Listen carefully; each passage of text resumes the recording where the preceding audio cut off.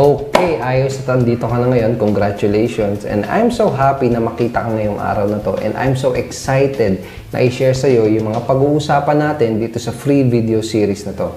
Again, my name is Edward Reformina, author of Sponsor More Downlines and Pinoy MLM Expose eBooks. I'm also the creator of Alpha Attraction Marketing. Nagtuturo at nagtutrain ako ng mga Filipino network marketers na katulad mo kung paano nila gagamitin ang internet para sa kanilang network marketing, MLM at home-based business. And welcome dito sa aking home office and welcome dito sa video number 1. Itong video na pinapanood mo ngayon, ito lang yung part 1 o video number 1 ng 3 free videos na ipapadala ko sa iyo. Yung video number 2 at yung video number 3 ay ipapadala ko sa email mo after ng ilang araw. Kaya wag mong kakalimutan na i-check yung email na na-register mo kanina within this week. Okay? Dahil doon ko ipapadala yung link kung saan mo mapapanood yung video number 2 at yung video number 3. So wag na natin patagalin pa. Simulan na natin tong video number 1 training na to. Dito sa free videos na mapapanood mo, isi-share ko sa iyo yung mga ideas at strategies na natutunan ko kung paano gagamitin at i-leverage ang internet para magawa mong makapag-attract ng mga qualified at ng mga interested na prospects na sasali sa business mo. May hinanda akong 3 videos kung saan ituturo ko sa iyo ng mabuti kung paano mo gagamitin ang internet marketing para i-market at i-build ang iyong network marketing, MLM, or home-based business. And in my opinion, sa panahon natin ngayon, internet marketing ang pinaka-powerful at pinaka-cost-effective na paraan para i-market at i-promote ang kahit anong network marketing or home-based business. Sa panahon kasi natin ngayon, ang laki ng sasayangin mong opportunity kung hindi ka magte-take advantage at kapag hindi mo inaral kung paano gagamitin ang internet para sa business mo. Para mas maunawaan mo ng mabuti kung ano yung power na nasa kamay mo, years ago, napakahirap at napakamahal ng gagastusin mo para maraming mga tao ang makakita ng products at ng opportunity mo. Ano-ano ba yung mga options dati? Mag-advertise ka sa dyaryo, sa magazine, TV o kaya radyo. Alam mo naman siguro kung gaano kamahal ang babayad dyan. So, hindi kayang ma-afford ng mga nagsisimulang entrepreneur at ng mga nagsisimulang networker ang mga investment para market at makapag-promote gamit ang mga mediums na yan. Pero ngayon, dahil sa tulong ng internet at ng mga bagong technology, pwede mo nang magawa na libo-libong tao o kahit daang libong tao pa ang makakita ng offer mo. At pwede mo yung magawa nang wala kang gagastusin sa advertising o kaya naman ay sobrang liit lang ng magiging investment mo kumpara sa kailangan mong gastusin noong panahon dati. And marami ring mga network marketers at home-based business owners ang sinusubukan ng gamitin ng internet para sa kanilang mga businesses. Pero unfortunately, karamihan sa kanila ay maling strategy at maling mga klase ng website ang ginagamit at ginagawa. In this free video series, ang ituturo ko sa iyo ay yung effective, proven at tested na mga strategy. Ang ituturo ko sa iyo ay yung mga mismong strategy na ginagawa at ginagamit ko para makapag-generate ng libo-libong qualified prospects or leads para sa aking business. At kapag natutunan mo itong mga ituturo ko, kahit kailan ay hindi ka na mauubusan ng mga interesadong prospects na pag-iintroducean ng products at ng opportunity mo. Itong mga strategy na i-share ko sa iyo, ito yung dahilan kung bakit ako nakapag-attract at nakapag-pa-join ng 160 plus personally sponsored downlines o yung mga direct referrals in my primary opportunity in just 12 months. At hindi lang yun. Nagawa ko na makapag-attract at makapag-sponsor ng 160 plus downlines nang hindi ako nag-a-approach at kumakausap ng mga strangers, hindi ako nagpamigay ng flyer sa kalsada, at hindi ako nangulit at nag-convince ng mga kamag-anak at kaibigan ko.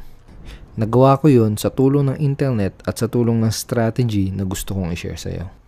Gusto kong simulan tong video training na to by sharing with you yung ilan sa mga naging struggles at frustration ko noong nagsisimula pa lang ako sa network marketing industry. Unang na-introduce kasi sa akin ng network marketing nung kakauwi ko pa lang galing sa abroad as an OFW sa Middle East. So 5 years akong pabalik-balik sa abroad pero wala rin gaanong naipon. Kaya nung time na yon, naghanap talaga ako ng other source of income. At kaya nung time na na-explainan ako about network marketing, sumali kagad ako. Tapos nung nakasali na nga ako, hindi ko alam kung ganito rin yung naging experience mo, pero ang naituro sa akin ng mga paraan para gawin yung business ay yung pag-alok sa mga kaibigan at kamag-anak ko. pinagawa sa akin, pinasulat ako sa papel ng listahan ng mga pangalan ng lahat ng mga kakilala ko. Tapos, isa-isa ko silang inalok sa aking business opportunity. Tapos nun, walang sumali. At yung iba pang tinuro sa akin ay yung pagkausap sa mga taong hindi ko kakilala sa kalsada. Yun nga yung pamumusakal tsaka yung pangingidnap. Isa pang tinuro sa akin ay yung pamimigay ng flyers. Naalala ko, bumili pa ako ng printer para makapag-print ako ng maraming flyers na ipamimigay. Tapos nagpupunta kami sa mga matataong lugar para mag-abot ng mga flyers.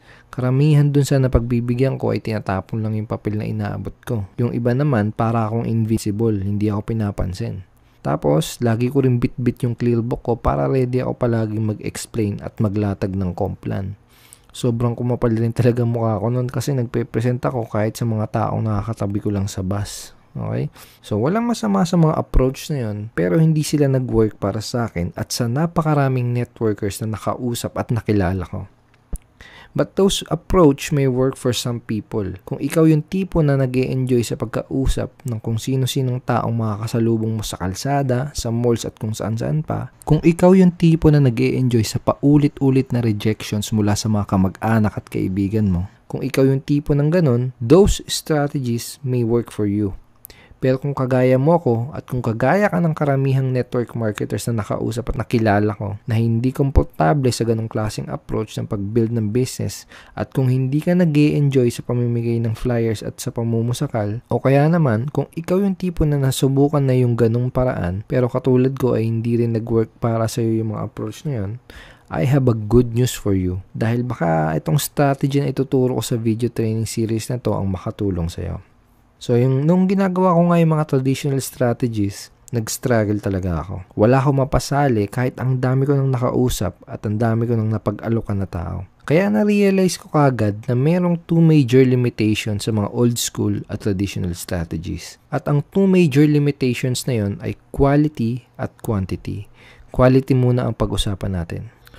Ang naging problema ko nung mga strangers ang nilapitan at inalok ko sa pamamagitan ng flyering at pamumusakal ay karamihan sa kanila ay walang interest dun sa inaalok ko. I know the company and the products are good. Walang duda. Ang hindi ko maintindihan ay kung bakit hindi nila makita yung nakita ko dun sa opportunity. Malamang ganun din ang pinagtataka mo ngayon. Malamang ito rin yung tanong na tumatakbo sa isipan mo.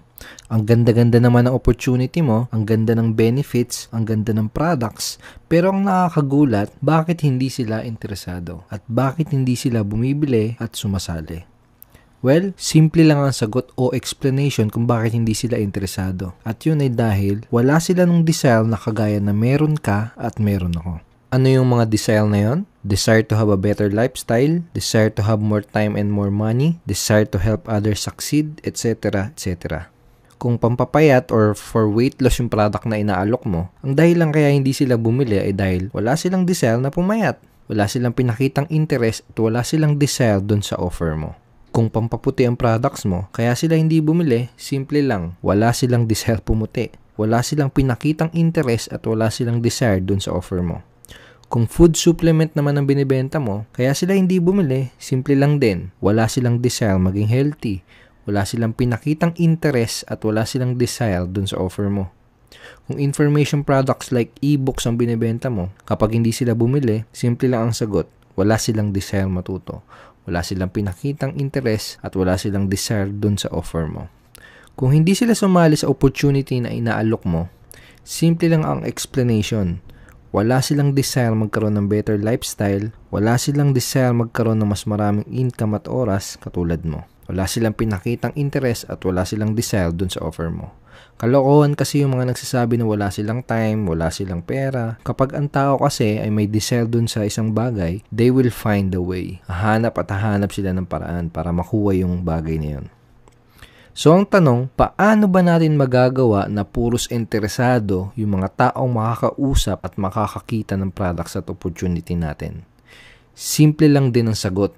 Hanap ka ng mga tao na meron ng desire sa kung ano man ang ino-offer mo. At pagkatapos, ilagay mo sa harapan nila yung products or opportunity mo. At magagawa mo yun sa tulong ng internet.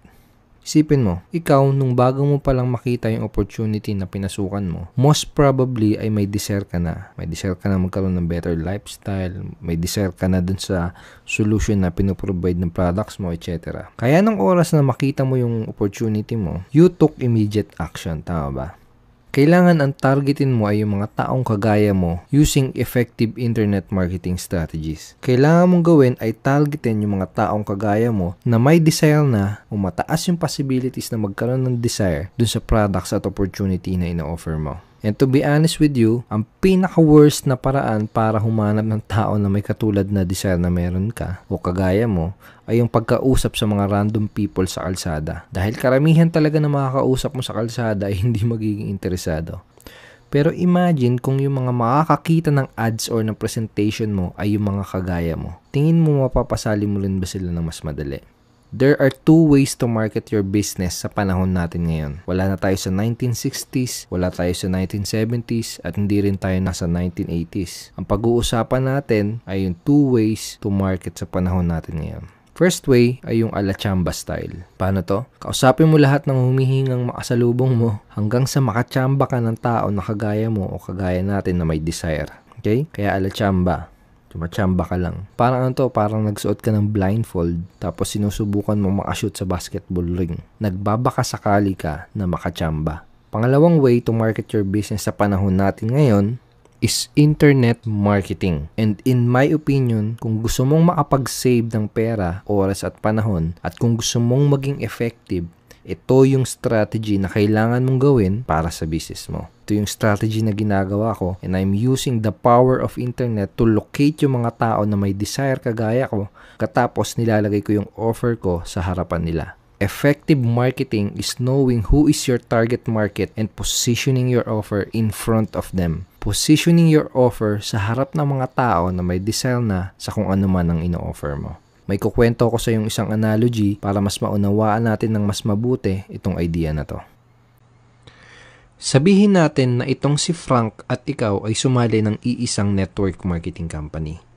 Tapos ang product na ibibenta nyo ay tubig na nasa baso. Okay? Tapos ang sabi ng owner ng company ay titignan niya sa inyong dalawa kung sino yung pinakamaraming maibibenta sa pinakamabilis na oras ng product na i-offer nyo. At yung product na ibibenta nyo, yung isang basong tubig, ay hindi dapat bababa ng 500 pesos. Yun kasi yung suggested retail price. So ngayon, si Frank, ang ginawa niya, pumunta siya sa mga subdivisions, pumunta siya sa mga offices, sa mga public places, sa mga matataong lugar, pinuntahan niya yung mga kaibigan at kamag-anak niya para i-alok yung 500 pesos na product na ino-offer nyo, yung tubig na nasa baso. Ang nangyari ngayon sa kanya, nakatanggap siya ng iba't ibang klaseng objections at rejections. Sabi sa kanya ng mga pinag-alokan niya, mahal naman yan, wala akong pera, mga ganon. Yung iba, pinagtawanan pa siya, etc. Kaya ngayon, itong si Frank ay frustrated sa bagong business niya. Samantalang ikaw naman, inisip mo muna ng mabuti kung sino yung mga tao na magiging willing bumili ng product na ino-offer mo. Yun nga, yung isang basong tubig sa halagang 500 pesos. Tapos, ang sunod na ginawa mo ay nagpunta ka ng disyerto. At inalok mo yung product na ino-offer mo, yun nga, yung tubig na nasa baso, dun sa mga tao na 3 araw nang hindi umiinom ng tubig at uhaw na. Tingin mo, mabibenta mo ba ng mabilis yung product mo, yung tubig na nasa baso? Tingin mo kahit doblehin o triplehin mo yung presyo ng product na binibenta mo, ay bibili pa rin sila? Oo naman. Diba? Kasi may desire at needs nila yung product na ina-offer mo. At sa tingin mo, sino sa inyong dalawa ni Frank ang magkakaresulta at magiging successful sa bagong business na pinasok nyo?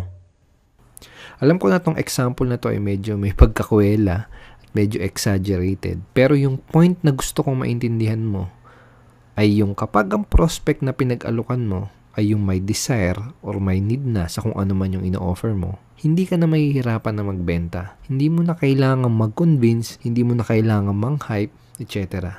This is the difference between old school approach and internet marketing. Imbis na ikaw yung kumakausap sa kung sino-sino para magkaroon sila ng desire sa product at opportunity mo, in this strategy, tatargetin mo ay yung may mga taong may desire na sa products at opportunity mo or do sa offer mo. At sa kanila mo ilalagay o ipapakita yung offer mo. At kapag ganito yung ginawa mo, selling products and sponsoring people in your business will be much easier. Ang solusyon sa problema na lack of quality o laging hindi qualified o laging hindi interested yung mga prospect na nakakausap mo ay learning effective internet marketing strategies. Again, effective marketing ay kung paano mo ilalagay ang offer mo sa harap ng mga interesadong tao. Bigyan kita ng idea kung paano mo i-apply sa business mo itong strategy na to. Punta tayo sa Facebook saglit. Okay, so andito tayo ngayon sa Facebook and ngayon gusto kong ipakita sa iyo kung gaano ka-powerful ang internet dahil using Facebook ay magagawa mong matarget yung mga tao sa buong mundo na may pare-parehas na topic of interest. Okay? Pwede mong may ability ka na i-tap or targetin yung mga group of people na interesado sa specific or certain topics. Okay? So dito sa Facebook advertising platform, dito mo mapupuntahan yun sa create ad kapag pumunta ka sa newsfeed mo. Ito sa mga nakikita pong mga ads dyan dito sa create ad. At dito sa create ad page, basically pag gagawa ka ng Facebook ads, ito yung page na mapupuntahan mo. And dito sa bandang baba, ito yung gusto kong ipakita sa'yo. Dito sa create your audience, okay? Papakita ko sa iyo kung ano-ano yung mga pwede mong gawin dito sa setting na to. Okay, so sa location, enter the name of one or more countries. So pwede kang maglagay diyan ng mga countries. Okay, so for example, gusto mo mga targetin ay yung mga Facebook user na nasa Pilipinas. So yan, pwede mong ilagay Philippines. So makikita mo 34 million people. Okay? So, pwede ka rin maglagay dyan ng United States. Pwede mong dagdagan. So, makikita mo, mag-update yung number dito. Maging 214 million people Facebook user na nasa dalawang countries na yan. So, in this example, sabihin natin na yung mga nasa Philippines lang muna yung titingnan natin. Okay, so, pangalawa, dito sa age. So, pwede mo ring i-filter out kung anong age yung mga gusto mong targetin. So, for example, 20 years old and above lang yung gusto natin targetin. So, nakita mo, nag-update ulit, naging 24 million. Kanina galing sa 34 million. Okay? Andito, may option ka din na pwede mong, kung gusto mong puro lalaki lang ito targetin mo, okay lang din. For example, may product ka na pang babae lang, pwede mong targetin is mga puros babae lang. Okay? So, in this example, piliin natin yung all. Okay? And dito, sa bandang baba, may mga options ka rin na itong sa relationship status, pwede mong i-check or i-uncheck yung mga option na yan. For example, gusto mo yung mga single lang. For example, may specific product or offer ka or service na para sa mga single lang. Pwede yan. Okay? So, pwede rin yung mga nasa in a relationship. Okay? So, you get the idea. So, lagyan natin all. And dito, yung pinaka-importanting part is ito. Itong precise interest. Okay? So, dito sa precise interest, pag tinignan natin, basahin natin, Facebook can help you target people based on their interest by looking at things such as the page that they like, okay, sa their interests and activities. Sabi dito, pwede mo daw targetin yung mga Facebook user based on sa mga bagay na pinakita nilang interesado sila. For example, yung mga page na nilike nila, yung mga yung mga sinulat nila sa wall post nila, okay, do sa mga post na nilike nila, okay, do sa mga videos na pinanood nila, etc. So, dito sa precise interest, pwede kang mag-type ng mga keywords or markets or niche or interest, and para mas okay, ipakita ko na lang sa'yo.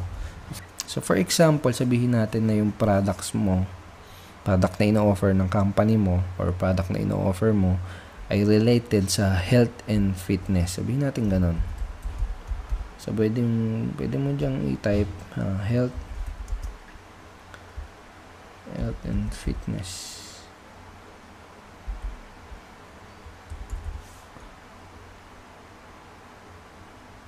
Or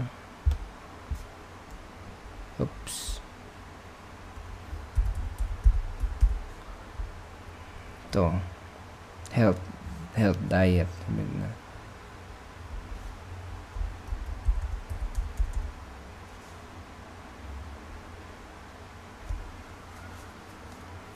Sabihin natin to, physical fitness.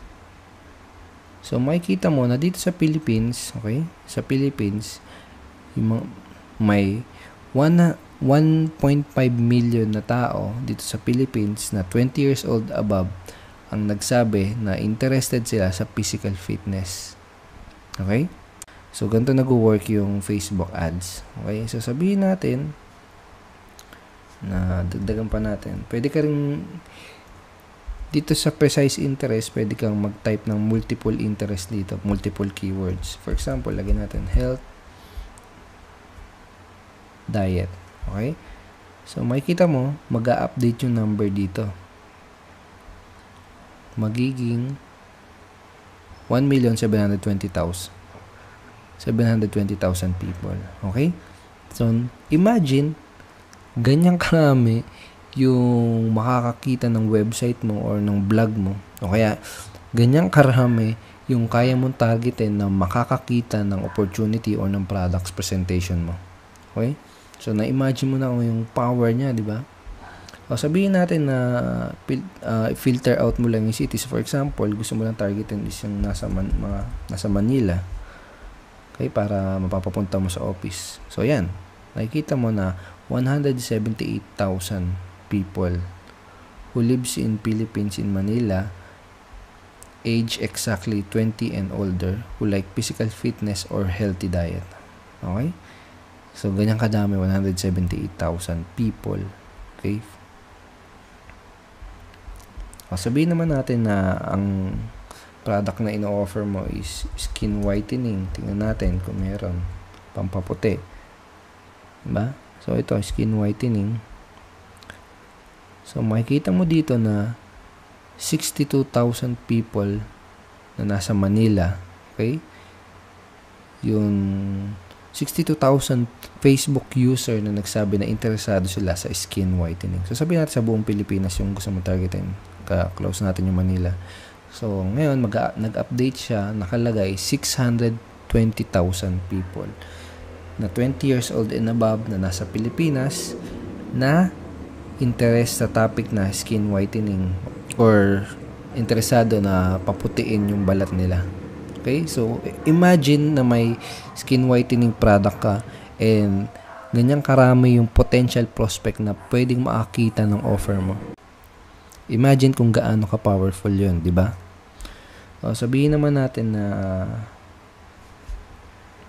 tina-target mo is yung interested magtrabaho na nasa bahay lang. Okay, so ito, sabihin natin, work at home parent. Okay, so dito sa potential audience, nakalagay is 122,000 people.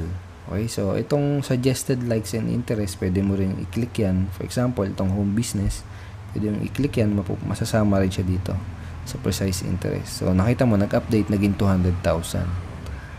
Okay? So, imagine yan yung ganyang karami yung tao na pwede mong itap or itargetin para makakita ng business presentation mo. Okay? Sabihin naman natin na yung product na ino-offer ng company mo is related sa weight loss. Sabihin natin, ito, weight loss. Okay? So, dito sa weight loss, makikita mo na merong 2 million people na nagsabi, na nagpakita na based on do sa mga page na nila-like nila, based dun sa mga pinapost nila, based dun sa mga post na nila-like nila, Okay, so 2 million people na nagsabi na interest sila about sa topic na weight loss. Okay, imagine ganyan karami yung tao na makakita ng product presentation mo. So, pwede rin nating i-click tong dieting. Again, mag-update to. Kasi naging 2.2 million. So, sabihin natin ito, click din natin, obesity. Okay, so about healthy diet. Click natin kung bago. Okay, so you get the idea. Okay, kung gaano ka-powerful ito. Imagine na tatarget mo yung gantong karaming tao na nagsabi na interested sila sa certain topics or certain interest. Kahit ano pa ang product or opportunity na ino-offer mo, basta may value yan at basta nakakasolve yan ng kahit anong klaseng problema, sigurado ay may market at may mga grupo ng mga tao na interesado dyan sa ino-offer mo. At ang maganda, hindi mo kailangang pumunta sa desierto o kung saang lugar pa para mahanap itong mga interested prospects na to. Sa panahon ngayon, madali mong mailalagay sa harapan ng mga interesadong prospects ang offer mo gamit ang internet. Dahil yung mga tao na may desire sa isang topic ay ginagamit nila ang internet para ipakita na interested sila dun sa bagay or sa topic na yun. Nagsasearch sila sa Google tungkol sa topic na yun, nagla-like sila sa mga Facebook ng mga fan pages, books, posts na related sa topic na yun, nanonood sila sa YouTube ng mga videos na tungkol sa topic na yun, nagbabasa sila ng mga blog posts tungkol sa topic na yun, etc. Isa pang solusyon para masolve itong problema na lack of quality prospects ay kailangan mong maintindihan na people buy and join from people that they know, like, and trust. Hindi mo ba natanong kung bakit kaya yung mga ibang mga prospects, kahit sinabi naman nila na nagustuhan nila yung business o products mo, ay hindi pa rin sila gumawa ng aksyon para bumili at sumali? Nangyari na ba yun sa'yo? Hindi mo ba natanong kung bakit kaya ganun? Ang isang mabigat na dahilan kung bakit hindi ka agad bumibili o sumasali ang isang tao ay dahil wala pa silang sapat na tiwala sa'yo o kaya naman ay hindi sila naniwala sa'yo. Para masolusyonan mo ang problemang to, kailangan mong matutunan kung paano mo maipuposisyon ang sarili mo as an alpha. What is an alpha? Alpha ay yung person na nagbibigay muna ng value katulad ng helpful information sa kanilang mga prospects.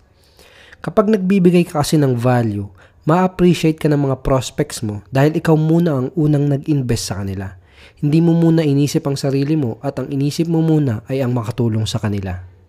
At dahil dito, your prospects are going to like you.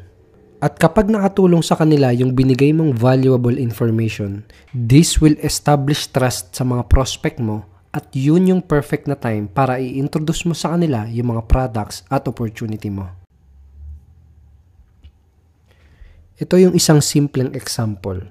Kung mga weight loss products ang binibenta mo, imbis na bentahan at alukin mo kagad sila, pwede ka munang mag-offer ng mga libreng articles, free ebooks, or free newsletter na pwedeng ang topic ay how to lose weight fast o kaya naman ay 10 new tips how to become fit without going to the gym. Or kahit anong valuable information na makakatulong sa kanila para makuha nila yung result na gusto nila o para masolve ang problema nila. Pagkatapos, kapag nakapag-provide ka na ng mga valuable information, this will create goodwill and trust sa mga prospects mo. And that is the best time para i-recommend mo sa kanila ang products na ino-offer mo. Mas mataas yung magiging chance na bumili sila dahil nag-invest ka muna ng effort para makapag-gain ng tiwala sa mga prospect mo. Pagkatapos kong matutunan itong technique na to, itong positioning as an alpha, nagawa ko rin na mismo mga prospect ang kukontak sa akin para magtanong kung pwede ba silang bumili ng products ko at kung pwede ba silang sumali sa business at sa team ko. Mga taong hindi ko kakilala at hindi ko pa nakakausap kahit kailan, ang bigla na lang nag-i-email, nagte-text o tumatawag sa akin para sabihin na ready na silang mag-join sa business ko or bumili ng products na ino-offer ko. Ito yung ilan sa mga emails, text at messages na natatanggap ko consistently mula sa mga prospect na gustong sumali sa akin ng kusa. Imagine na ganito rin yung mga email at text na natatanggap mo. Imagine na may mga tumatawag rin sa'yo para sabihin na interesado sila sa opportunity mo at ready na silang sumali sa business mo. Tingin mo, mahihirapan ka pa kaya sa business mo kapag ganito yung nangyari sa'yo? Ang tanong, paano mo ba magagawa to? Madali lang. Nagawa ko to dahil gumamit ako ng isang tipo ng website na ang tawag ay blog. At ito yung ginamit kong tool para maiposition ang sarili ko as a value giver or isang alpha. Ito yung tool na ginamit ko para makapag-provide ng value sa mga prospect ko at para makapag-build ng trust. Kaya nung time na pinakita ko na yung ina-offer ko na opportunity at products, ay meron na silang tiwala sa akin. Hindi ko na sila kinailangang kumbinsehin at hindi ko na sila kailangang pilitin dahil ready na nga silang bumili at sumali. Kaya ang madalas na nangyayari, sila pa mismo yung nagkukusa na kumontak sa akin para sabihin na ready na silang bumili at sumali. At ang the best part, 90 to 95% ng proseso na ito ay automated. Dahil kahit na natutulog ako, kahit na namamasyal ako kasama ang family ko, yung mga websites na ginawa ko ang busy sa pag-provide ng value, sa pag-build ng tiwala, at sa pagbenta ng products at opportunity ko. This is an easy system and strategy na madali mo ring ma-apply sa business mo. Ang kailangan mo lang gawin ay mag-provide muna ng value sa mga prospect mo para makapag-establish ka rin ng tiwala sa kanila. Kung gusto mo ring magawa yung nagawa ko, ang pinakaunang step na kailangan mong gawin ay magkaroon ng lugar sa internet kung saan ka makakapag-share or makakapag-provide ng mga valuable information sa iyong mga target prospects. Sa madaling salita, kailangan mo ng sarili mong blog or website. May dalawang options ako na nire-recommend kung gagawa ka ng sarili mong blog. Yun ay wordpress.org at blogger.com. May hinanda rin akong ibang mga video training kung saan step by step kitang i-guide kung paano ka madaling makakapag-setup ng sarili mong website o blog. Abangan mo na lang kung paano ka magkakaroon ng access sa mga special video training na to. Okay, I hope marami kang natutunan dito sa training na to and I hope ay nag-enjoy ka sa panonood ng video na to dahil ako mismo ay nag-enjoy sa pag-create ng video na to. Dun sa video number 2 na ipapadala ko sa'yo after 2 days, ituturo ko naman sa'yo yung napaka-powerful na marketing strategy at yung software na ginagamit ko para hindi ako mauubusan ng mga high-quality prospects or leads na pumapasok sa business ko. Okay, basically, yun yung strategy at yung software or tool na ginagamit ko para magkaroon ako ng tuloy-tuloy na supply ng mga high-quality prospects or leads sa business ko. Kaya wag mong kakalimutan na i-check ang email mo after 2 days. Tsaka kung nagustuhan mo yung mga pinag-usapan natin dito sa video na to, make sure na i-click mo yung like button dito sa baba ng video na to and wag mo rin kakalimutan na maglagay ng comment. Dun sa comment, pwede mong ilagay kung ano yung masasabi mo dito sa mga naituro ko sa'yo. Pwede ka rin mag-post ng question na gusto mong itanong sa akin and I will try my best na sagutin yung question mo as soon as I can. So go ahead, click like button and put your comment below and see you in video number 2.